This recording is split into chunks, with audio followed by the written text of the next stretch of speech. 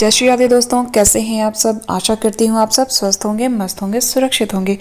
दोस्तों, जैसा कि हम सब जानते हैं, कार्तिक का महीना चल रहा है और इस महीने में अधिकतर लोग, औरतें कार्तिक स्नान करती हैं, दीपदान करते हैं। इसका अत्यधिक शुभ फल प्राप्त होता है।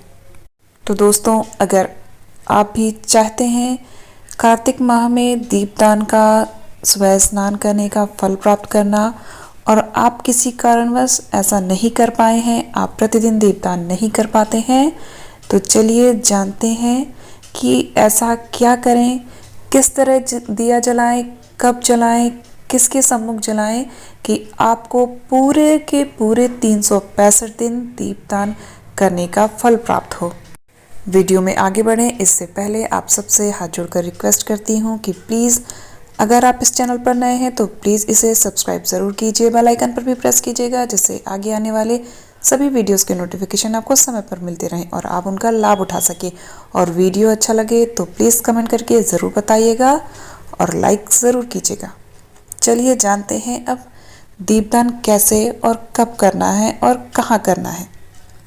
दोस्तों, सबसे पहले तो आपको बताना चाहूँगी, अगर आप पूरे साल भर दीपदान नहीं करते हैं या कार्तिक महीने में भी दीपदान नहीं कर पाते हैं प्रतिदिन, तो आपको सिर्फ एक दिन इस तरह से दीपदान करना है कि आपको पूरे 365 दिन का दीपदान करने का फल प्राप्त हो।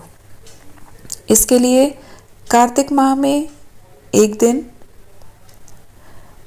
365 बाती का दिया बनाकर दीपदान किया जा सकता है। चलिए बताते हैं आपको कि ये दिया बनाना कैसा है। दोस्तों, आप कलावा ले लें। देखें कलावे में आपके कितने धागे हैं, 3 धागे हैं, 4 धागे हैं, 5 धागे हैं, कितने धागे हैं। हर कलावे में अलग अलग धागे होते हैं। अगर आपके कलावे में 3 धागे हैं, अर्थात आपका इसका मतलब हुआ कि उसमें 3 बातियां हैं। तो इस तरह 3 को आप मल्टीप्लाई करके देख लीजिए कि 365 कितनी बार होता है। आप 122 से मल्टीप्लाई करेंगे तो 366 प्राप्त होता है। तो आप इसके 122 राउंड बना लें अपनी उंगली पे लपेट के। उसके बाद उसे काट के 2 हिस्सों में बांट दें। इससे आपके पास 366 के 2 बातियां हो जाएंगी। तो दोस्तों, क्योंकि आपको 365 बाती का दिया जलाना है, तो आप उसमें से एक धागा निकाल दें। और याद रहे, अगर लीप ईयर है तो 366 ही रहने दें, क्योंकि उसमें 366 दिन होते हैं। और अगर लीप ईयर नहीं है तो 365 उसको करना है, एक धागा निकाल देना है। और फिर इस तरह से और भी बना लें, क्योंकि हमें 5 दिए जलाने होते हैं। दोस्तों, फिर आपको एक मिट्टी के दिए में ये 365 बातियों का जो आपने दिया बनाया है, बातियां बनाई हैं 365 धागों से, इसे घी में, शुद्ध घी में डुबोकर, अगर आपके पास शुद्ध घी नहीं है तो फिर आप तिल के तेल का इस्तेमाल भी कर सकते हैं। अगर घी है तो घी का ही इस्तेमाल करें। और दोस्तों, एक ख़ास बात है, अगर दिए को आप नारियल को काट के, एक सूखा नारियल लें, उसको बीच से काट के 2 हिस्सों में बना लें कटोरी जैसे, और अगर आप उसमें दीपदान करते हैं तो ये अत्यंत ही शुभ और अत्यंत ही शुभ फलदायी होता है। कोशिश करें कि नारियल के गोले ले लें, सूखे वाले, जो भाई दूज पर भी खरीदे जाते हैं, वो नारियल के गोले ले लें। उनको बीच से काटकर खुद ना काटें, क्योंकि महिलाएं नारियल को नहीं फोड़ती, काटती हैं। किसी से घर में किसी पुरुष से कटवा लें, या फिर चाकू ही थोड़ा सा लगवा लें, फिर आप अपने हिसाब से काट लें। बीच से काट के 2 हिस्सों में बांट लें। फिर वो दोनों कटोरी नुमा हो जाएंगे। उसमें आप शुद्ध घी भर के वो जो बातियां आपने बनाई हैं डुबो दें, या फिर बातियों को पहले से ही किसी कटोरी में डुबो लें अच्छे से घी में। उसके बाद अपने वो जो बनाए हुए दिए हैं नारियल के, उसमें रख लें। नारियल नहीं मिल पाता है आपको, या आप नहीं चाहते हैं उसका बनाना, तो आप मिट्टी का दिया भी यूज़ कर सकते हैं। उनमें दियों में बाती रख के आपको अच्छे से डिप कर लेनी है। उसके पश्चात दोस्तों, पहला दिया आपको जलाना होता है तुलसी जी के पास। तुलसी जी के सम्मुख देव उठनी एकादशी के दिन आप ये दिया प्रज्वलित करें। दूसरा दिया जलाना होता है गौ माता के पास।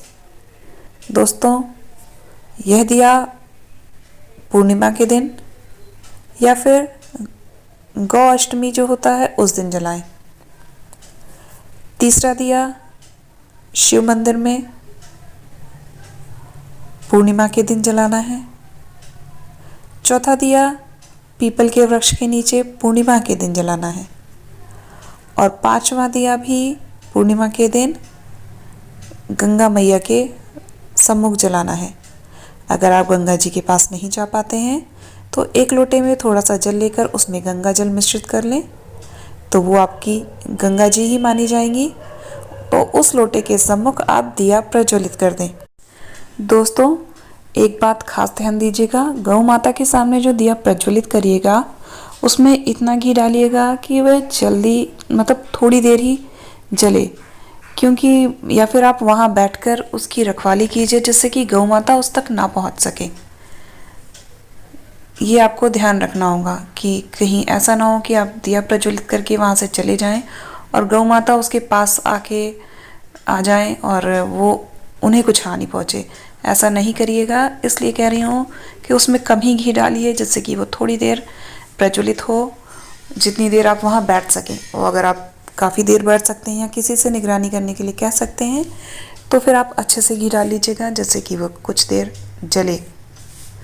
बाकी तो आप खुद समझदार हैं, क्या चीज़ कैसे करना चाहिए अच्छे से जानते हैं। और हाँ, एक बात और, दीप प्रज्वलित करने से पहले उसकी पूजा की जाती है। सबसे पहले एक लोटा जल लें, ये सारे दिए एक स्थान पर रख लें।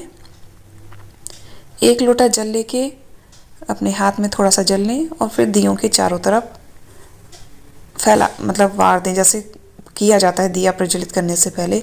आप मंदिर में भी करते होंगे, चारों तरफ पानी छिड़का जाता है, लेके हाथ में आचमनी क्या बोला जाता है उसे करते हैं, वो कर लीजिए।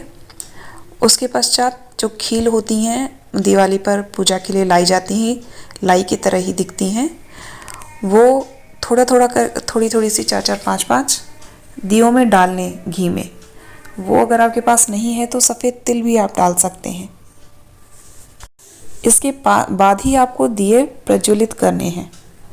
बस ये छोटी सी विधि है। इस तरह से देव उठनी एकादशी और उसके बाद पड़ने वाली पूर्णिमा के दिन ये दिए प्रज्वलित करके आप 365 दिन दिए प्रज्वलित करने का पुण्य प्राप्त कर सकते हैं। दोस्तों, ये दिए प्रज्वलित करने से आपके जीवन में आने वाले समस्त कष्ट, रोग, दोष, बाधाएं सब दूर होती हैं। आपके जीवन में किसी भी तरह का कष्ट है, कोई भी बीमारी है, सब दूर होगी। यहाँ तक कि अगर आप किसी मनोकामना को अपने मन में रखते हुए यदि प्रज्वलित करते हैं तो आपकी वह मनोकामना भी शीघ्र पूर्ण होती है। उम्मीद करती हूँ आपको उपाय समझ में आया होगा और अच्छा भी लगा होगा। अगर अच्छा लगा है तो प्लीज़ वीडियो को लाइक, सभी के साथ शेयर और चैनल को सब्सक्राइब ज़रूर कीजिएगा। दोस्तों, यहाँ तक कि अगर आप अपने विवाह की कामना करके यदि ये प्रज्वलित करते हैं तो यकीन मानिए यह वर्ष खत्म होने से पहले आपका विवाह ज़रूर होगा। बस पूरे विश्वास के साथ आपको ये उपाय करना होगा। चलिए मिलते हैं नेक्स्ट वीडियो में एक नए उपाय के साथ। तब तक आप सब हंसते रहिए, मुस्कुराते रहिए, खुश रहिए। Bye bye, take care.